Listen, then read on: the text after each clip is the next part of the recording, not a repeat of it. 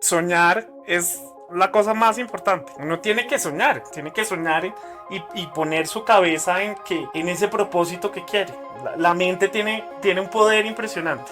Y si uno convence a la mente de que efectivamente ese sueño es lograble todos los días, sin parar, lo van a hacer. Cuando uno viene acostumbrado, por ejemplo, a ser su propio jefe, a tener su tiempo, a tener una libertad de proyectos, y llega uno a un sitio donde tiene jefe, pues todo se vuelve como un poquito más difícil. Tómeselo más tranquilo, vaya más relajado, todo tiene su tiempo. Si uno logra dejar el ego de lado, puede uno generar cosas, es no perder la esperanza de que podemos tener algo mejor. No perder la esperanza. Uno puede desmotivarse, pero no puede perder la esperanza de que podemos lograr. Tenemos que transformar la queja en acción.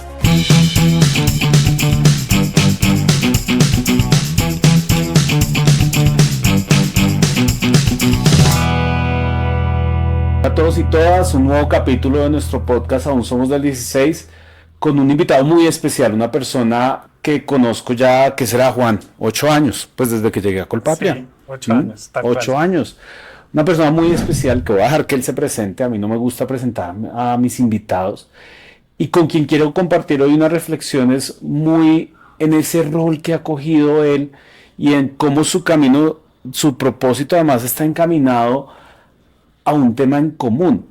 Dejó mucho el propósito personal para tener un tema, un propósito en común, construir un legado para que otros se beneficien de él. Sin más, Juan, bienvenido y muchas gracias por acogernos en este espacio, por venir, por recibirnos. Eva ahorita va a aparecer, Frescos, que está por ahí dando vueltas. Y nada, realmente muy agradecidos por contar con usted en esta temporada. Gracias, Santiago, por la bienvenida. Yo soy Juan Pablo Orozco, soy actualmente el director ejecutivo de la Asociación de Vecinos, Empresarios y Residentes del Centro Internacional. Soy arquitecto, director de proyectos. Lo que me apasiona son los proyectos. Sacar proyectos adelante es lo que más me gusta, es poder lograr los objetivos de unas metas trazadas. Y sí, efectivamente, como usted dice, hoy mi tiempo se lo dedico en un 90% a la ciudad, en trabajar por la ciudad. Bueno, pero vamos por partes. Yo soy un fiel creyente y me encanta San Diego. Y además, por invitación de Juan, pues cuánto llevo ya, un año en la Junta y realmente es apasionante. Pero cuéntenos un poquito qué es San Diego antes de empezar a hablar de usted. Bueno, San Diego es un sueño que se planteó en el año 87 en esta importante zona de la ciudad que es el Centro O Internacional. sea, no habíamos nacido. Yo había nacido No, hacía tres no, años, yo también. pero efectivamente es un sueño de los empresarios sacar adelante este territorio. El Centro Internacional, a diferencia de muchas zonas de la ciudad, es un territorio planeado, es un territorio que tiene un urbanismo diseñado desde los años 50, cuando vinieron todos estos arquitectos internacionales, cuando se empezó a hacer la 26, cuando se empezó a hacer el Hotel Tequendama. Se pensó que el Centro Internacional iba a ser el gran central de la ciudad, el gran centro financiero como hoy efectivamente lo es. Entonces, cuando usted mira un mapa de Bogotá y mira el Centro Internacional, se da cuenta cómo todo converge en ese punto, porque se pensaba hace más de 70 años que iba a ser ese gran central. Entonces usted hoy por el Centro Internacional le pasa la circunvalar, la quinta, la séptima, la décima, la 13, la 26 a menos de 800 metros de las Américas, la Caracas. Y entonces, en este contexto histórico, se crea esta asociación por los mismos residentes que están ahí. ¿Y cuál es el propósito de esta asociación? Mejorar el bienestar de todas las personas que llegan a este territorio. Hoy el Centro Internacional recibe cerca del 3% de la ciudad. Estamos hablando de 253.000 personas que se impactan con los trabajos, con las líneas de trabajo que hace hoy a San Diego. Entonces, el primero era mejorar el bienestar de esas personas que llegaban a ese territorio a trabajar, a vivir, a estudiar, pero también un ejemplo para la ciudad de aseo, organización, Seguridad. gobernanza, seguridad, ¿no? Que también beneficia las inversiones que están en el territorio. Esos grandes edificios pues requieren que tengan un entorno propicio para poder seguir siendo útiles, viables, funcionales, valiosos. ¿Y en qué momento ese propósito de esa asociación de Centro Internacional, y ahorita nos devolvemos a echar carreta de su vida, pero en qué momento ese propósito del Centro Internacional de Aso San Diego se cruza con un propósito de vida de Juan Pablo? Para llegar a usted ser ahorita el director. ¿Hace cuánto está de director allá? De 4 años. 4 años. ¿En qué 4 años momento hace un mes. y cuánto lleva trabajando allá? Porque usted estaba 11 antes allá. años. ¿Y en qué momento hace 11 años Juan Pablo dice, oiga, esto de Aso San Diego, qué propósito tiene y por qué me voy a meter yo a esto si yo estoy en otros cuentos que ahorita miraremos? ¿Qué pasó ahí? Pues mire, yo venía de trabajar en proyectos netamente privados, ¿no? De beneficio privado. Eh, Hubo una ruptura en mi carrera en ese momento. Yo tenía una compañía donde desarrollábamos eh, productos para temas financieros y la empresa, digamos, tuvo un crecimiento de 7 años muy grande. Sin embargo, pues los retos de ser emprendedor y de pasar de ese emprendimiento a una mediana empresa es muy difícil, porque se requiere mucho capital, hay mucho O sea, riesgo. pasó por la etapa de yo puedo emprender. Yo puedo emprender, sí, yo puedo emprender y fue una empresa muy exitosa. Digamos, nosotros logramos trabajar y prestarle servicios a casi todos los bancos en Centroamérica, Colombia, Ecuador O y sea, Panamá. crecía bien ese emprendimiento. Crecía muy bien, crecía muy bien. Nosotros le prestábamos servicios a empresas que generaban, digamos, productos para el sector financiero y nosotros nos encargábamos de hacer la implementación. Entonces yo, por ejemplo, viajaba, yo me conozco todo Centroamérica, Guatemala, Salvador, Panamá, ¿no? Las islitas, porque pues en todos estos servicios financieros, muchos se manejan desde Colombia y Panamá y les prestábamos ese servicio. Pero, ¿qué pasa? Llega un punto en donde tú creces mucho, pero para dar el siguiente paso requieres de una financiación importante. Y eso no llegó. Esa Ok. financiación que se requería en ese momento para poder continuar, pues no llegó y la empresa empezaba a tener problemas de flujos de caja porque tenía proyectos más grandes de los que podía absorber y eso generó un estrangulamiento financiero que no nos permitió continuar y nos tocó empezar a cerrar líneas de negocio hasta que lo que terminamos siendo fue vendiendo la compañía a una empresa en Panamá. Juan, y un poco pensando en quienes nos ven o nos escuchan aquí en el podcast, eh, ¿a qué edad fue ese emprendimiento? ¿A qué edad arrancó Juan diciendo soy un emprendedor? Yo arranqué desde la universidad. ¿Y por qué? ¿Qué sintió Juan en ese momento para decir, oiga, yo quiero arrancar siendo emprendedor? No, la verdad es que esto del emprendimiento viene desde muy chiquito. O sea, yo era el que siempre estaba haciendo negocios, el que siempre estaba vendiendo cosas, En el el colegio. que en mi casa, en mi cuadra. Por ejemplo, no sé, yo me inventaba decorar todo el conjunto de Navidad, entonces yo le vendía a los vecinos la decoración de su casa. Entonces yo les ponía la iluminación, yo les ponía toda la decoración que fuera igual.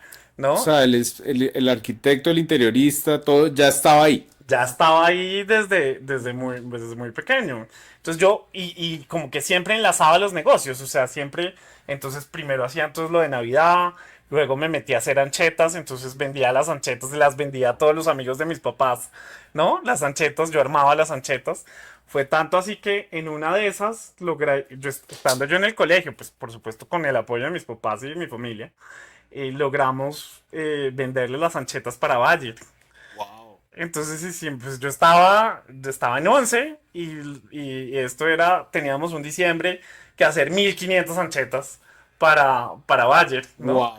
Entonces yo vivía afortunadamente en una casa muy grande, pero pues imagínense que empiezan a llegar camiones a un conjunto residencial de cosas, ponqués, de dulces, de vinos y los vecinos llamaban y decían, ¿qué es lo que está pasando?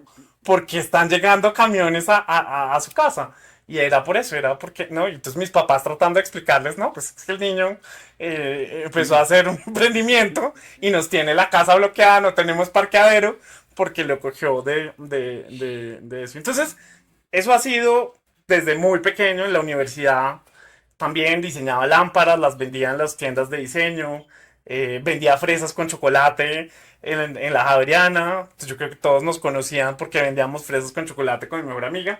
Entonces, el tema del emprendimiento siempre ha sido muy, muy ¿Y qué innato. sacrificios trae para una persona desde el bachillerato, después en la universidad, arrancar ya una empresa y un emprendimiento que se disparó tan joven? ¿Qué sacrificios le trajo a usted? Pues yo creo que uno, uno pierde uno pierde como tiempo de personal, ¿no? O sea, como tiempo de desarrollo personal por estar trabajando, ¿no? O sea, se vuelve uno adulto más temprano, ¿no? O sea, se vuelve uno responsable no solamente de sus temas económicos, sino también de todo un entorno. Y asumir esa responsabilidad muy pequeño hace que uno pierda tiempo en hacer otras cosas. O sea, yo me hubiera podido ir, no sé, a estudiar, a hacer otras cosas por fuera y ese compromiso siempre de tener empresa como que le hace perder uno experiencias que uno debería pues pasar, como etapas que uno debería pasar de crecimiento. Entonces es como cortar esas experiencias de juventud. Eso creo que no es tan positivo. Yo tal vez hubiera hecho hoy eso algo diferente, digamos. Eso le iba a preguntar, si nos devolviéramos al Juan, que estuviera aún en el 16%, que es el grupo al que le hablamos principalmente en este podcast, o sea, ese Juan entre los 19 y los 28 años, ese Juan de hoy, el Juan de hoy, ¿qué le diría al Juan o qué haría en ese rango de edad que de pronto digo, oiga, me faltó? Tómeselo más tranquilo, vaya más relajado. Todo tiene su tiempo, ¿no? Yo hubiera disfrutado más de hacer otras cosas que estar trabajando. O sea, tiempo para trabajar ya va a haber. O sea, ya uno de adulto va a tener mucho tiempo para trabajar. Entonces, sí, yo tal vez le diría eso. Tranquilos, hay que tomarse las cosas con calma, hay que tener un propósito, ¿no? Eso yo creo que el propósito siempre debe ser una cosa que uno debe por lo menos visualizar, así el propósito cambia, uno siempre debe tener un propósito. Y ese Juan tenía un propósito en esa época Ese Juan tenía un propósito, efectivamente. y el propósito ha cambiado. El propósito cambió Ujú. cuando yo entré a San Diego. Ok, Eh, entonces la entrada a San Diego, como nos devolvimos, la entrada a San Diego fue, oiga, se me creció la empresa, no me dio el flujo de caja, tengo que dejar de lado el emprendimiento y me voy a hacer empleado. exactamente. Y fue algo que yo siempre en mi cabeza, y lo dicen mis amigos, que yo me demoré en llegar a esto porque yo siempre he sido un gran apasionado del urbanismo, de la ciudad, del patrimonio, desde la universidad. Tengo una amiga que me dice que yo soy Bogotá te quiere, Bogotá te ama, ¿no? Dice que yo soy así. Y cuando yo entré a San Diego dije, esto es una cosa nueva, pero es una cosa temporal, ¿no? Pues porque claramente no era lo que Temporalmente 11 años. temporalmente 11 años iba a ser. Yo dije, vamos a probar esto 2 años. Pues para mí fue un transformador, ¿no? Fue un transformador porque si bien me sigue gustando todo el tema corporativo, mi pasión sobre los temas de ciudad, de ayudar a que construyamos los bogotanos la mejor ciudad para todos los ciudadanos, pues realmente termina siendo un propósito mayor, un propósito más grande, un propósito que deja huella, un propósito que le quita a uno todos esos intereses personales, ¿no? Privados, digamos, por decirlo así, y los convierte en algo que beneficia a mucha gente y eso es muy gratificante. O sea, realmente poder beneficiar a los ciudadanos, a los residentes y a mejorar Bogotá, mire, la satisfacción personal que produce eso no tiene, no es comparable con esos intereses personales y ahí es donde, digamos, hubo esa ruptura. Eso no quiere decir que yo deje de lado mis proyectos personales y Eso iba a siga trabajando en preguntar, eso. se iba a preguntar, porque entonces cuando uno viene acostumbrado, por ejemplo, a ser su propio jefe, ¿m? A tener su tiempo, a tener una libertad de proyectos, a tener pues posiblemente un ingreso económico diferente, y llega uno a un sitio donde seguramente hay que hacer ciertos sacrificios económicos, tiene jefe, eh, trabajar por la ciudad implicaría seguramente trabajar con diferentes entes que además entra un tema de trabajar entre sector público, sector privado, regulaciones. Entonces todo se vuelve como un poquito más difícil. Yo lo diría que es un poquito más difícil, ¿o no? ¿O estoy teniendo una percepción que no es? Es mucho más difícil.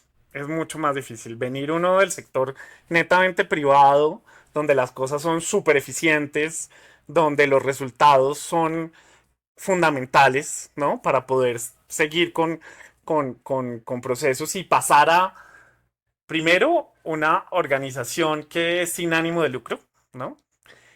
Exacto. Es una organización sin ánimo de lucro, que lo que busca es el beneficio de todos los ciudadanos, el bienestar de los ciudadanos, el bienestar de ese ecosistema de empresarios, de comerciantes, versus un interés económico, ¿no? Entonces ese es como el primer choque, ¿no? Es como, oiga, lo que queremos aquí es beneficiar a la gente, beneficiar a la ciudad, más allá de un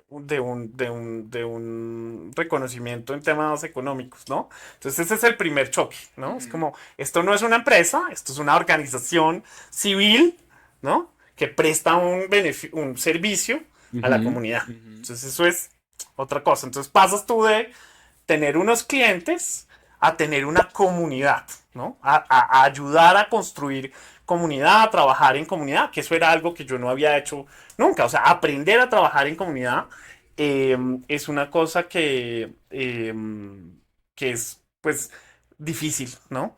Y a eso súmele trabajar con los entes de gobierno, distrital y nacional, los tiempos. El sector público tiene unos tiempos que son a veces inoperantes, ¿no? Porque uno, pues los proyectos que quiere ejecutar, le toman 3 o 4 veces que en el sector privado le costarían por temas de regulación, por temas del mismo funcionamiento de las entidades. ¿Alguna vez el Juan en estos 11 años que ha cambiado ese propósito de dejar de lo mío y pasar a, oiga, esto es una vaina para construir, para dejar un legado, para beneficiar a un montón de más de personas, ha dicho, uff, no, ya me rendí, es hora de cambiar este propósito? ¿Cómo maneja eso un Juan? Eh, ¿Hay tensión? claro, no, por supuesto, hay veces que uno dice, no, voy a botar la toalla, o sea, ya no más, ¿no? Eh, y cuando estaba a punto de hacerlo, o sea, cuando he llegado al decir, bueno, el nivel de agotamiento para poder seguir con esto llega a su límite, eh, llega o algún nuevo proyecto, alguna nueva iniciativa, que siempre está en constante construcción y renovación. Entonces, como al final del día mi propósito es poder hacer proyectos y ejecutar cosas, es como cuando ya los proyectos se vuelven muy difíciles, ¿uno qué hace? Dice, voy a dejar esto de lado, voy a dejarlo reposar, ¿no? Voy a dejar que se enfríe, a ver si más adelante se vuelve más propicio hacerlo. Y encuentra unos nuevos proyectos, uno encuentra nuevas actividades que hacer, porque hay mucho por hacer. Cuando la ciudad tiene tantas dolencias, ¿no? Y poder ayudar en tanto, pues eso lo hace uno motivar, o sea, le hace uno, si bien el cansancio lo desmotiva, pues yo creo que uno muy reciente. Y es algo que veníamos trabajando hace muchos años, hace varias administraciones, son los demos, son los distritos especiales de mejoramiento y organización sectorial. Es cómo estas herramientas de gestión del territorio le permiten a comunidades organizadas hacerse corresponsable de su entorno, ¿no? Esa herramienta de gestión es poderosísima. Eso es como el sector privado, las personas, los ciudadanos en una comunidad organizada pueden trabajar para su territorio. Pueden trabajar, pueden invertir. Es un vehículo de inversión, ¿no? Formal que le permite a la ciudadanía construir un mejor entorno. Así se ha hecho en muchas ciudades del mundo. En Nueva York, en Miami, en París, en Sydney.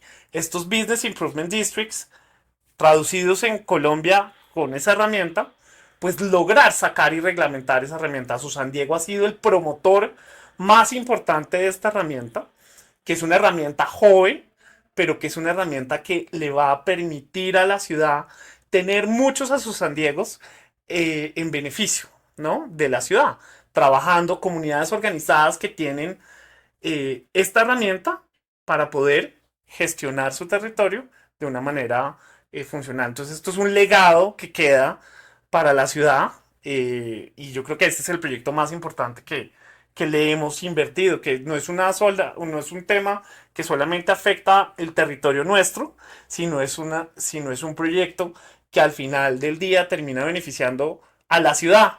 Y ha sido tan poderoso que hoy Centro Histórico de Cartagena nos está siguiendo para poder implementar este demos, ¿no? Hoy lo está haciendo a través del el plan de protección del centro, está metiendo, incorporando la figura del demos dentro de su planeación, dentro de su plan de ordenamiento. La alcaldía de Bucaramanga también está haciendo lo suyo y empezamos a trabajar también con la alcaldía de Cali en contarles cómo funciona Que este de la tela. ejercicio. Entonces es un proyecto muy poderoso, yo creo que ese es el más importante. Y eso es lo que usted lo llena cuando toma una decisión de que su propósito ahorita no está en el sector privado, en capitalizar, en crear empresas, sino en dejar un legado. Esas son las cosas que usted se mentaliza y reconoce. Sí, yo creo que si uno logra dejar el ego de lado, ¿no? O sea, lo que le produce a uno como esa satisfacción, puede uno generar cosas que son no de uno, sino de la gente, de la ciudad. O sea, Es una palabra poderosa, ego. sí. Mm. Cuando uno logra quitar el ego y le logra entregar una herramienta a la ciudadanía para que pueda autogestionarse, es muy fuerte, ¿no? Porque es una cosa que primero genera replicabilidad y es una cosa que no es propia. O sea, es como cuando usted logra inventarse algo. No es que hayamos inventado algo, sino que hemos logrado desarrollar algo que funcione, ¿no? Y solo para ya empezar a concluir, Juan, me queda un tema y es, ¿qué se espera de las personas ahorita para lograr eso? ¿Qué necesitamos de la gente para lograr eso? Me refiero si tenemos la cultura ciudadana que es, qué hace falta para que realmente eso que usted lo apasionó, que es la ciudad, y una ciudad para todos, y una ciudad vivible, y una ciudad caminable, todos lo podamos tener, y todos lo podamos disfrutar, y todos lo podamos construir. Bueno, pues ahí hay varias cosas. La primera es no perder la esperanza de que podemos tener algo mejor, ¿no? Entonces, Poderoso. Mm. ¿no?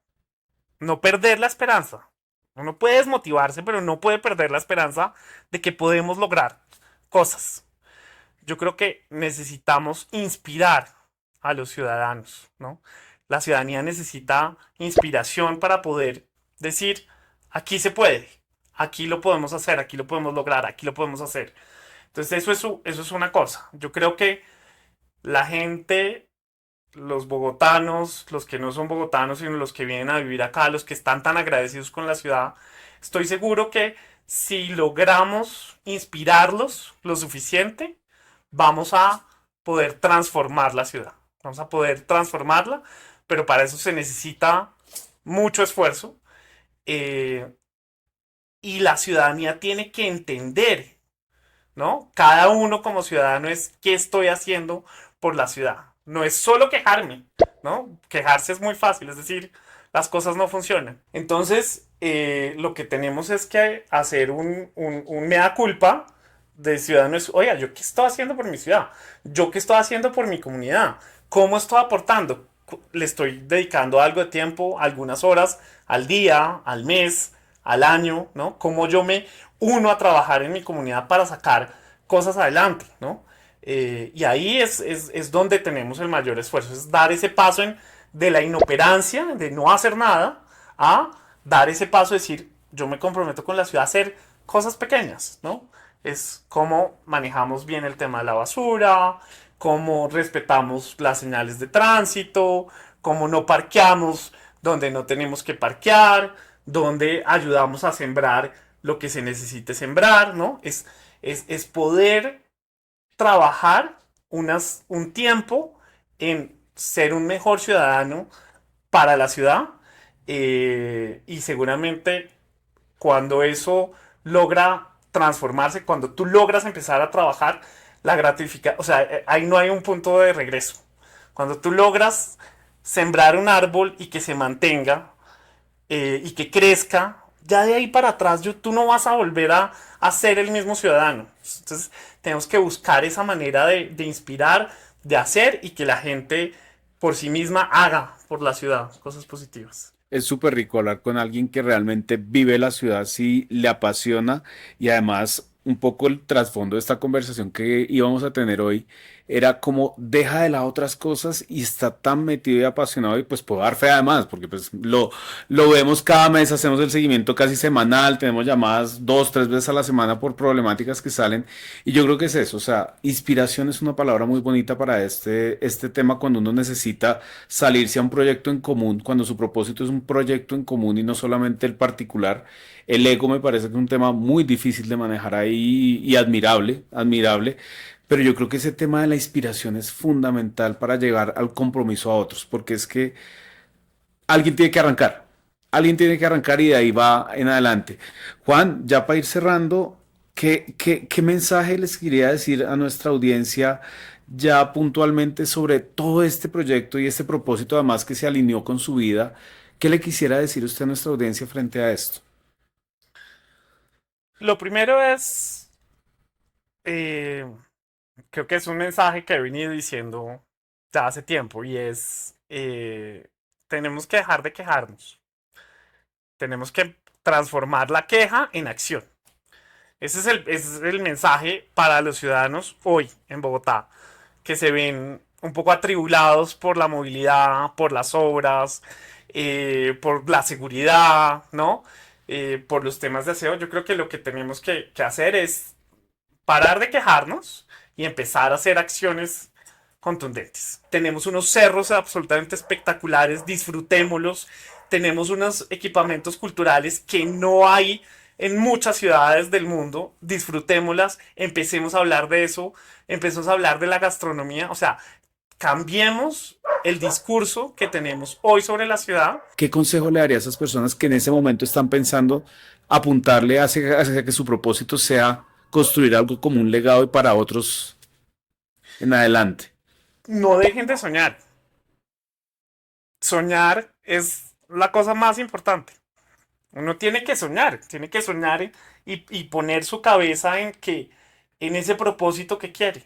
La mente tiene un poder impresionante. Y si uno convence a la mente de que efectivamente ese sueño es lograble todos los días, sin parar, lo van a hacer. Entonces no dejen de soñar.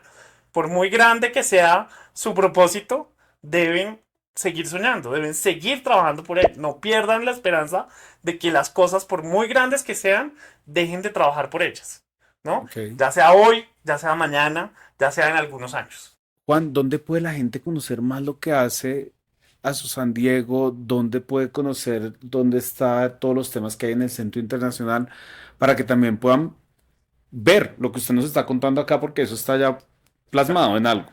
Bueno, Invite para que nos invite, ¿a dónde los podemos ir? invito a primero a ir al Centro Internacional, ¿no? Los invito a conocer la joya de la corona de la ciudad, a conocer todos los equipamientos culturales.